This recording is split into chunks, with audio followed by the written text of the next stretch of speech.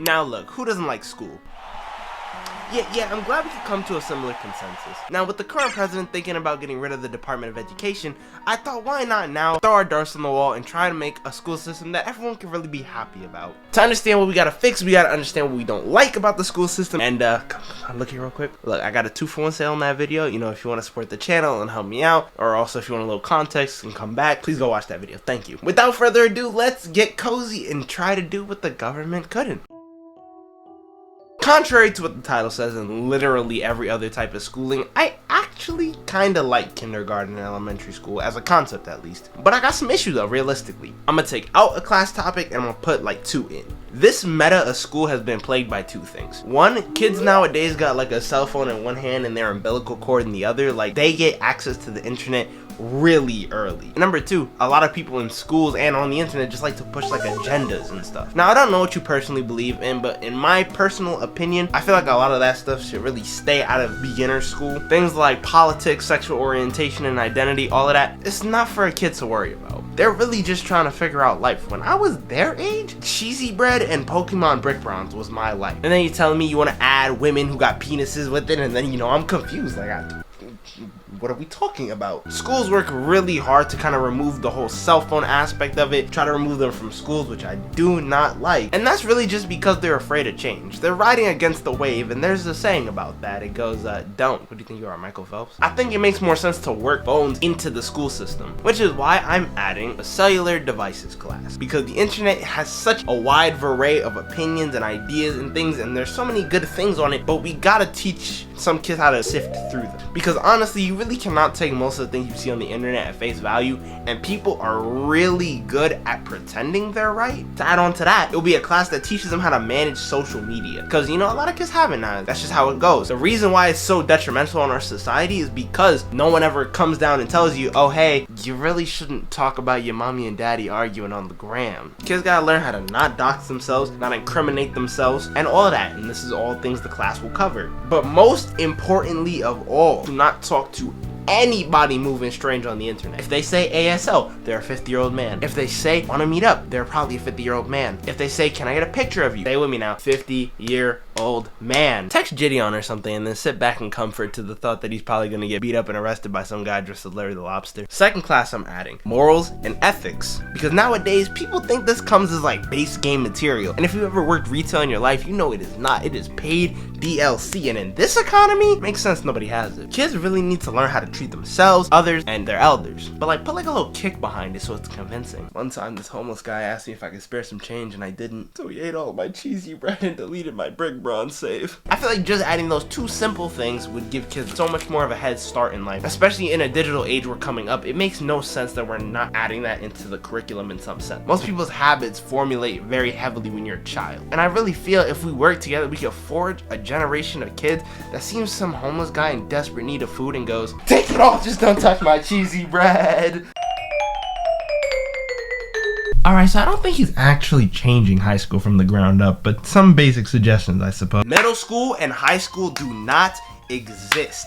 Keep playing with me. But yeah, let me get into the good stuff. Let me really get into my teacher bag real quick. From 6th to 12th grade, students will have a system that's college-esque in the sense that there's 2 big semesters in the spring and fall, but that's about it. These semesters will actually be rather short. You ever heard of like the 80-20 rule? That's what we're really capitalizing on here. Well, Pix, if the kids are off for 6 months a year, what are they going to do the whole time? I'm so glad you asked, dear viewer, because this is where the magnificence of the strategy really shines. Let me take you through the process. At the start of each semester, I guess sometime in advance, students will choose a career path that they are interested in, whether it be doctor or lawyer or cow wrestler, whatever. From there, they will get classes correlated to said subject. These classes will be separated into 2 little brackets, test subjects and non-test subjects. Test subjects, pretty self-explanatory, it's Apartment 2. The test subjects are classes that are completely I'm sorry, my phone just told me I did not have a lot of storage on it. But yeah, test subjects are subjects related directly to the career you're trying to study in, and non-test subjects are classes that are like in the keep your brain trained space, like some higher level math classes or English classes. Because a lot of times school require you to memorize a lot of useless information that's not really helpful. So this way it removes that problem, but also allows the whole like training your brain thing to keep going on. It also allows you to go more in depth into things that you're interested in, which would probably lead to more retention for the classes. Let me give you an example. example, say you're really into accounting for whatever reason. You probably get classes like economics, financial literacy, and tax management. ELA and gym being a non-test class. So you still get some English ability without like the bum final you need to study for, but for those other classes, you need to lock in. I also opt to have a little less classes in every semester just so you can give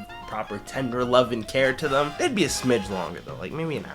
And not every class every day too, because that's just really stupid and gets really monotonous. I'm thinking like 2 or 3 a day tops, including gym. So boom, you come back, you get it, you love it, you take your tests, you pass them, all of that. What now? Now, given the fact that you're relatively knowledgeable in the field of accounting, you'll be able to get a paid internship at a business relating to that career. You're probably not going to make minimum wage at like 11, but it goes up more and more each year and as your grades get better and better. Now, this feels like a great idea for a lot of reasons. Number 1, kids will be learning managing money at a really young age, which is good for them in the future. Number 2, they gain quite a lot of experience which they can use to build a resume to get an actual high-paying job once they're out of school. Unless you want to be like a doctor or something, then probably you'll have a little more medical school or whatever. Number 3, kids will be more accustomed to the workforce and understand the kind of work and jobs they like doing. 4, you gain your best experience when out on the field, so you're gonna just learn a lot in general. 5, companies get pretty much cheaper labor for half the year legally, so they have really no reason not to opt in. Number 6, it adds for so many networking options. Number 7, I'm sorry, I didn't have a number 7, I just wanted to get loud. I know I'm glazing myself and my idea a little bit, but you know, sometimes God just hits you with some really good stuff and need a little frosting on it, you know what I'm saying? Upon the start of the next semester,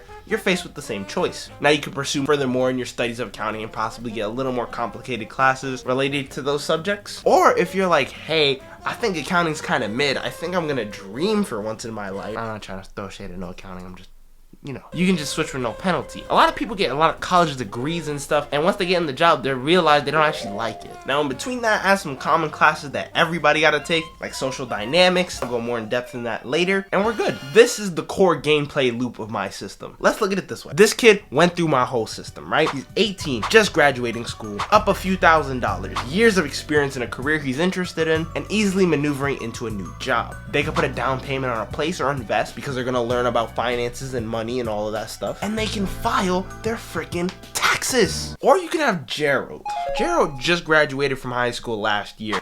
He didn't have a degree or any plans for his life. He went to college thinking that it would be the best way for him to get a job. He got in crippling debt that he doesn't know how to pay off in a timely manner because he's not that educated in terms of finances, and ends up stuck in a dead-end job without the ability to swivel because he's stuck needing the simple money he gets on his paycheck to just continue living.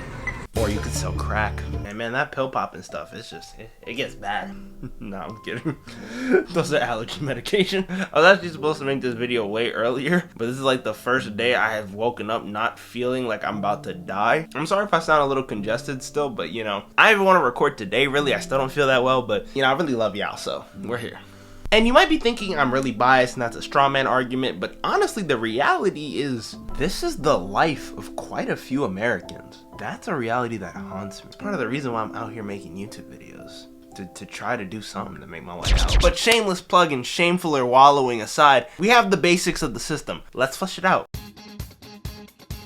I don't like grades at all, or at least what they mean. Typically, grades are used and accepted as a sign of intelligence. That is wrong. Grades are a sign of effort. And by that metric, the purpose of grades will be directly correlated to how much you get paid in these internships. So you'll probably get a little bit more money if you do well in your classes. That way it's not like, oh my gosh, I failed this test, I'm so stupid. It's, oh my gosh, I failed this test, I'm gonna be homeless. Jokes aside, it won't make kids feel so bad about their self-worth when they're coming up. How the classes themselves will work are pretty simple. Every class you'll learn a random subject correlating to that subject. You know, it's a little more direct and streamlined if it's a test class because, you know, you actually need to know this information. If it's a non-test class, it'll probably be some random thing. But at the end of every class, you'll get a worksheet to make sure, you know, you actually paid attention to the class. There's really no need to memorize the information, but it makes sure your brain is working and so that kids just don't, you know, tone out the whole class. And for test classes, you have the added bonus of being able to use those worksheets for like exam prep or study guides and all that stuff, giving students a more universal material.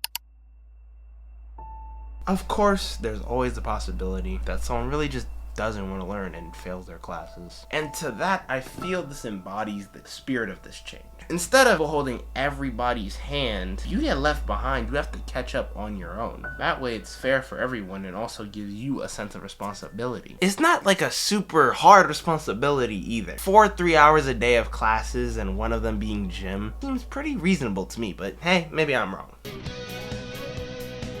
I think there's a lot of important classes we can have in school that we just don't. So I'm gonna list a few. A class based on governmental forms, taxes class. Teaches you how to file your taxes and other forms like 401ks or T2s or anything you need for a job or a retirement plan or anything. It also goes into the benefits of doing those things early or later, all of that. A proper sexual education class. Schools have been doing better with this now. When I was young, sex ed in middle school was like, don't have sex or you'll die. And then when you get to high school, it's like, oh, we know you're gonna have sex, but... And I was confused, like, Be consistent. but I'll never forget this one time I went to the nurse's office. I was playing basketball and I dislocated my pinky. It's still not like fully healed, if you could see that thing. But it got like super swollen, jacked and stuff. And while I'm waiting for the nurse to come treat me, I think maybe 5 or 6 girls back to back came in thinking they're pregnant. I wasn't even there an hour. I know it's typically more the parents' responsibility to talk to kids about this and it shouldn't be put on the schools, but with a lot of other things that has to do with this system, not everyone got good parents in their household. It's like that, you know, I get it. I want a proper social dynamics class where you actually learn how to talk to people and the psychological elements of it. We are in a crippling loneliness spiral, and I think if we learned how to communicate with each other properly, especially at a younger age, we wouldn't have so many weird social categories like simp or incel or any of that, because they'd understand that it's wrong. Finally, a finance class.